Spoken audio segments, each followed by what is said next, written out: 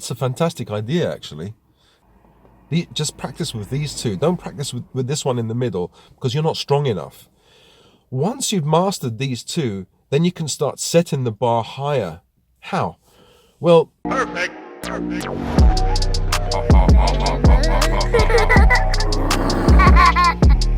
I'm gonna kill you.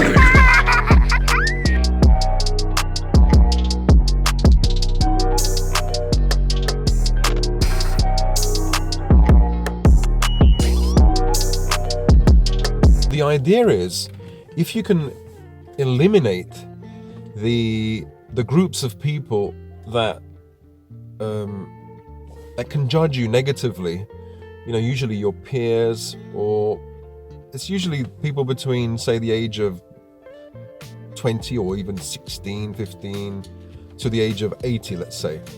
Say if you just take this group away and you taught children, say from the age of 10 to 14, you taught them how to draw or paint or something like that. Or you taught the elderly from the ages of 80 onwards how to do Tai Chi or Qigong, which is a kind of meditative movement, a very slow movement. Or, or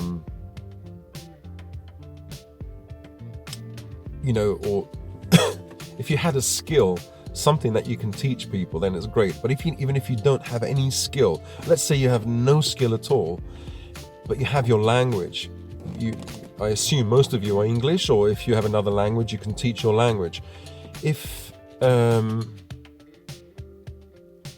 can use that language and teach children from the ages of 10 to 14, or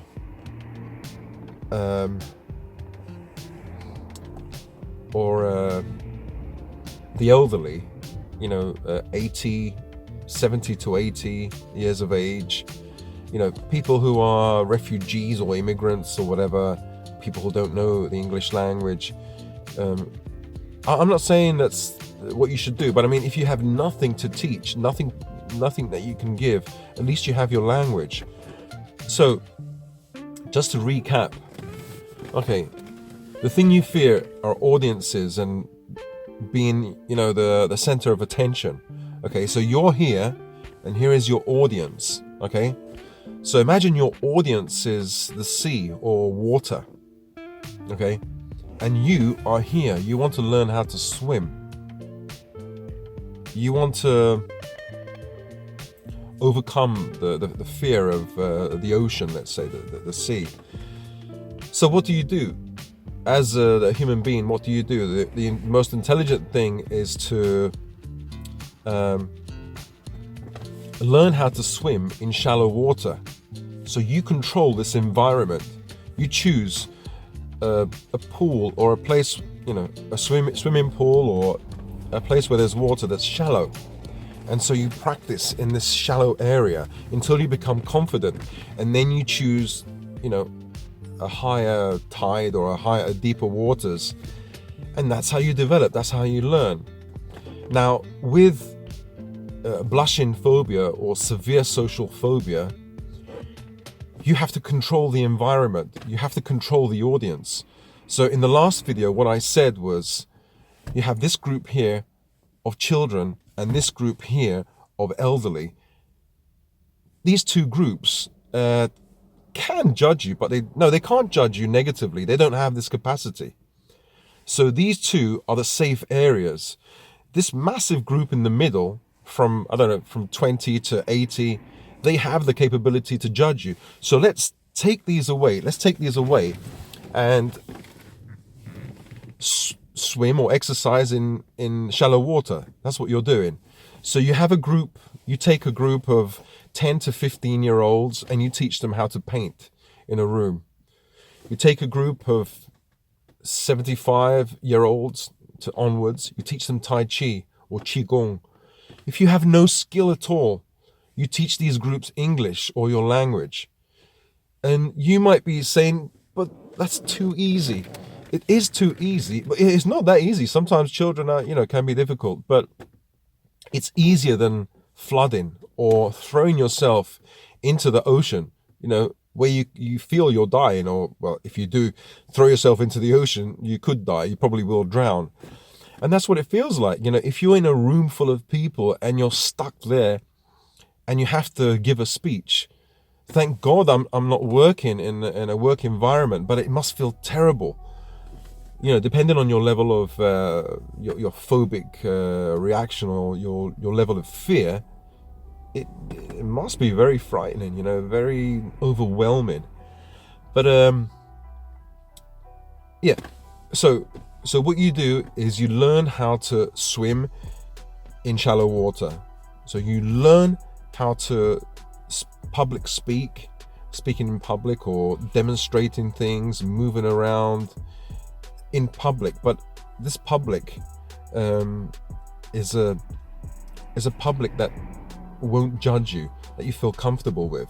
So just practice with these two. Don't practice with this one in the middle, because you're not strong enough. Once you've mastered these two, then you can start setting the bar higher. How? Well, from the ages of 10, let's say 10 to 14, because you can't really go any lower. Say, for example, you wanted to teach, you're a man, my age, 40 or 50, and you wanted to teach, you put an advert that you wanted to teach children from the ages of 6 to 8. And they had to be in a room. Their parents couldn't be there with them. It's just too, the parents, like, pedophile alarm system will be going nuts. So you have to choose a group that's, is fairly reasonable, from 10 to 15, and you're teaching them in a classroom fencing, how to fence, or how to draw, how to paint, Anyway, you can think of a skill that you can teach these kids and these elderly people, okay? Once you master these two groups, then from the ages of, you can put the bar higher by moving this bar inwards. So what you do is, from 10, say the ages of 10 to 14 is too easy now. So you do 14 or 15 to 20. From the ages of 15 to 20, and from the ages of 70 to 60. Now it gets harder. That gets a lot harder. So, but you've already built up the muscle, the confidence to, to get rid of the first lot, So 15 to 20, you teach them, self-defense or whatever you're good at, And if you're not good at anything, you can teach them English, And from 15 to 20, you'll get lots of. If you live in a city, in a Western city, you might have, places where you can set up a class for refugees or immigrants, or people that don't know any English, or very little. And you don't have to be qualified. You can just teach basic English, and you don't have to charge money for this. They can be free classes where people just help to pool in enough money just to pay for the room, the hall, or whatever it is that you want to do. So once you do that, once you've attacked these two, not attacked, but once you've dealt with these two groups, you feel comfortable with these two groups, then you go in a bit and you go, okay, all right, from 70 to 60, and then from like 15 to 20, the age of 20. And these should be quite challenging, these two groups. So once you do that, then your confidence will start to build. And you can move from the ages of 20 to 30 and the ages of 60 to 50. And you're almost there. You almost got everybody. So a lot of people think I'm waiting for them. So they're going, thank you. But I'm actually not. I'm parked here. Parked here because, it's safer here. I have to check what the time is, actually. Okay, I've got 15 minutes. So you get the message. You set up the scenario or the thing that you fear, but to a lesser degree. Obviously you're not going to fear being in a room of 5 5 children between the age of 10 and 14. Or you might fear that, but it's not going to be as bad as in a room of like 50 people of all ages, you know. So it's a lot different. So I think you get the basic idea. Learn to swim in shallow water. That's the idea. Learning to swim in shallow water is the logical, the intelligent way to learn how to swim. Okay, as you get stronger and more confident, and as you learn more skills, the skill of swimming, of not, you know, avoiding drowning, of floating or whatever it is, because I don't know how to swim actually. Then you feel more confident to go into deeper water. You know, it's the same thing. You're developing the confidence in sitting or standing in the middle of a classroom, teaching children or teaching the elderly how to do something. And it does require certain skills. You have to be skilled in talking and explaining things, and you're moving around in time and space. You know, you're moving around in the classroom. You're doing Tai Chi, or you're teaching people how to, you know, paint and draw, and so you can move around and go to different where the children are sitting down on their desk, and you know, you're in the situation. So what you're training yourself to be in this situation and doing the thing that you fear, but it's not that fearful.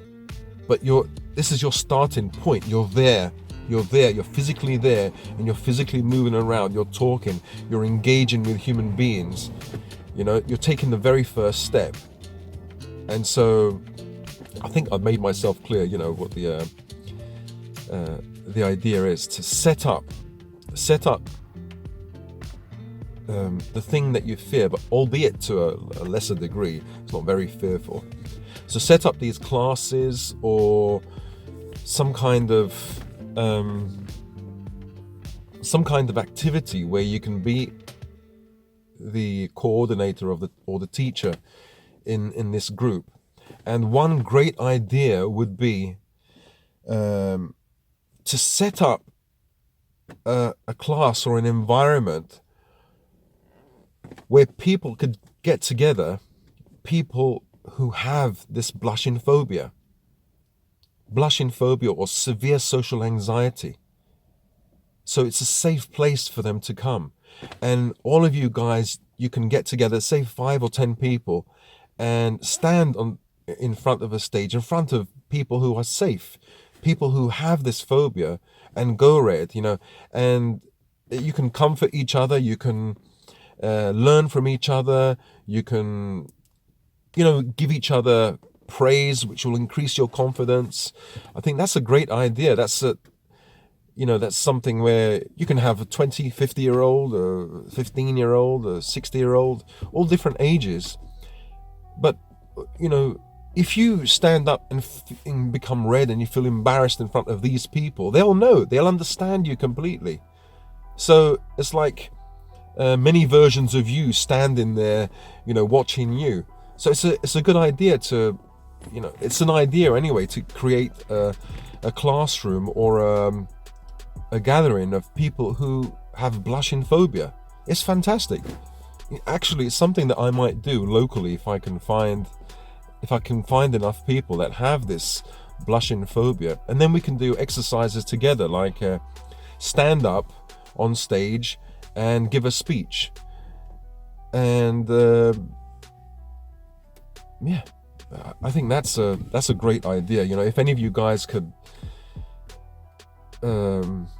create a group, you know, locally, or even if you have to travel, you know, once a month, you know, maybe you can rent a hall or rent a room and stand up in front of each other and say a speech. You know, you will go red, you will sweat, but you'll be around people who also sweat and go red and also have this problem. You'll be around people who this problem has maybe screwed their life, you know, or is is really affecting their life. You know, so you won't be around people that will judge you negatively. Definitely. So that's an idea, you know. And you know, you can think up your own ideas, your own scenarios. So the idea is this. I'm gonna keep going back to it. If you want to learn how to swim, you do so in shallow water. If you want to learn how to cure or heal this social phobia, or should I say blushing phobia, then you put yourself in the situation that you fear the most, but you do so by taking out the most difficult parts. For example, as I said, this group of people that can judge you, you know. Anyway, I think I've spoken enough. I'm tired now, and I have to go and pick up my kids.